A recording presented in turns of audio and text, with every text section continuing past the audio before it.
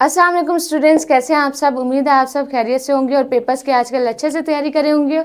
और मैं आज आपको 12th क्लास की जो पेयरिंग स्कीम है तर्जुमातुल कुरान की, उनके बारे में बताऊंगी कि 12th क्लास की पेयरिंग स्कीम किस तरह से है और आपने पेपर्स की अच्छे से तैयारी कैसे करनी है, या मतलब मार्क्स की डिवीजन किस तरह से की गई है, उनके बारे में डिस्कस करेंगे। सो यहाँ पे हमारे पास जो आपका क्वेश्चन नंबर 1 आ गया। क्वेश्चन नंबर 1 है आपका MCQs का, और MCQs के जो क्वेश्चन हैं वो आपके चैप्टर्स की जो सूरतें गिवन है उनमें से आपके अल्फाज के मायने पूछे जा सकते हैं। उसके अलावा किसी भी मजमून के बारे में पूछा जा सकता है कि इसमें अल्लाह ताला ने क्या इरशाद फरमाया, या उसके अलावा मतलब इसी के रिलेटेड सूरतों के रिलेटेड आपके MCQs आएंगे। सो आपका क्वेश्चन नंबर 1 जो है वो आपका MCQs का होगा, जो कि आपके 10 मार्क्स का होगा। टोटल आपके 10 MCQs आएंगे, एक MCQs आपका 1 मार्क्स का होगा। सो यहाँ पे क्वेश्चन नंबर 1 आपका आ गया MCQs का, जो कि 10 मार्क्स के होंगे। उसके अलावा क्वेश्चन नंबर 2 जो है वो आपका शॉर्ट क्वेश्चन आंसर्स का होगा, जिनमें टोटल आपको 8 क्वेश्चन गिवन होंगे और आपने 5 अटेम्प्ट करने होंगे। और ये शॉर्ट क्वेश्चन कौन कौन से होंगे आपके? शॉर्ट क्वेश्चन आंसर रिलेटेड हो सकते हैं आपके किसी भी सूरत के मजमून के तहत, मजमून के बारे में पूछा जा सकता है, आयत के बारे में पूछा जा सकता है, उसका मरकजी ख्याल पूछा जा सकता है, या उसके बारे में कोई भी अहम जो नकात है उसके बारे में पूछा जा सकता है। यहाँ पे क्वेश्चन नंबर 2 मतलब शॉर्ट क्वेश्चन आंसर्स में। और यहाँ पे शॉर्ट क्वेश्चन आंसर्स जो हैं वो जब आप किसी भी सूरत को पढ़ रहे होते हैं तो उसका तर्जुमा ध्यान से पढ़ा करें अच्छे से, ताकि आपको उसका आंसर देने में, या अगर आपको उसके दरमियान से कुछ पूछा भी जाए तो आप इजीली उसका आंसर लिख सकें।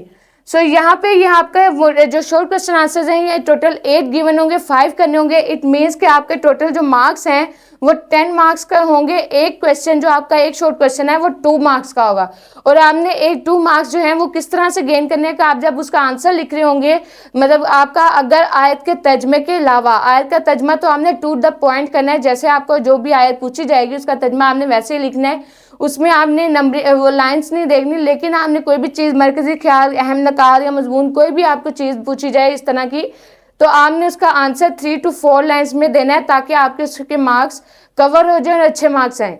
सो नेक्स्ट हमारे पास आ गया क्वेश्चन नंबर 3, अल्फाज के मायने।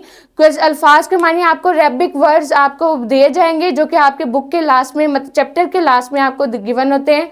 उन अल्फाज के आपने अच्छे से मायने जो हैं वो अच्छे से याद करने हैं, और उनके अल्फाज के मायने टोटल आपको 8 गिवन होंगे, और आपने उनमें से कितने करने होंगे? 5। मीन्स के आपको 3 की चॉइस होगी, 5 करने होंगे, और इसके मार्क्स भी 5 हैं। 5 मार्क्स के एक आपका वर्ड जो है वो 1 मार्क्स का होगा, एक मायने 1 मार्क्स का होगा। सो आपका ये आपका क्वेश्चन नंबर 3 हो गया। नेक्स्ट हमारे पास आता है इसी तरह क्वेश्चन नंबर 4। क्वेश्चन नंबर 4 आपका आयत का तर्जमा। किसी भी आयत का तर्जमा आपने करना होगा, जो कि आपको सूरतें गिवन होंगी, जिनमें से टोटल आपको 5 आयतें वहां पे पेपर में गिवन होंगी। 5 में से आपने 3 आयतों के तर्जमे करने होंगे, और इनके टोटल मार्क्स कितने होंगे? 15। मतलब एक आयत का जो नंबर है वो कितना होगा? 5। एक आयत का आपका जो मार्क्स होंगे 5 मार्क्स होंगे, और इसी तरह आपने 3 आयत के तर्जमे करने होंगे, और तर्जमे जो हैं वो टू द पॉइंट याद क्या करें।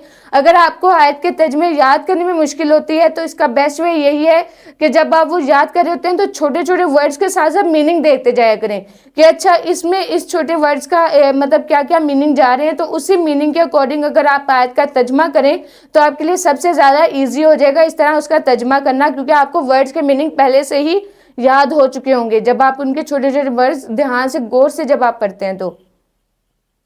नेक्स्ट इसी तरह हमारे पास क्वेश्चन नंबर 5 आ गया। क्वेश्चन नंबर 5 है आपका तफसीली नोट। तफसीली नोट मीन्स के लॉन्ग क्वेश्चन आंसर्स, और लॉन्ग क्वेश्चन जो है ये आपका 10 मार्क्स का होगा।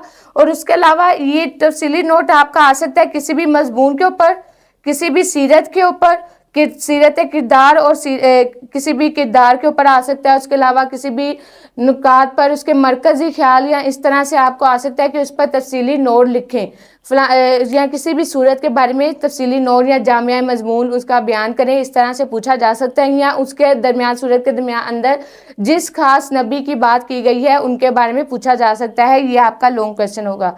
सो स्टूडेंट्स, ये आप थे ये आपकी पेयरिंग स्कीम थी इस तर्जुमातुल कुरान की, और उम्मीद है कि आपका पेपर बहुत अच्छा होगा। अच्छे से तैयारी कीजिएगा। Best of luck for your paper. उम्मीद है आपके अच्छे मार्क्स आएंगे। फिर मुलाकात होगी, तब तक के लिए अपना बहुत सारा ख्याल रखें। अल्लाह हाफिज़।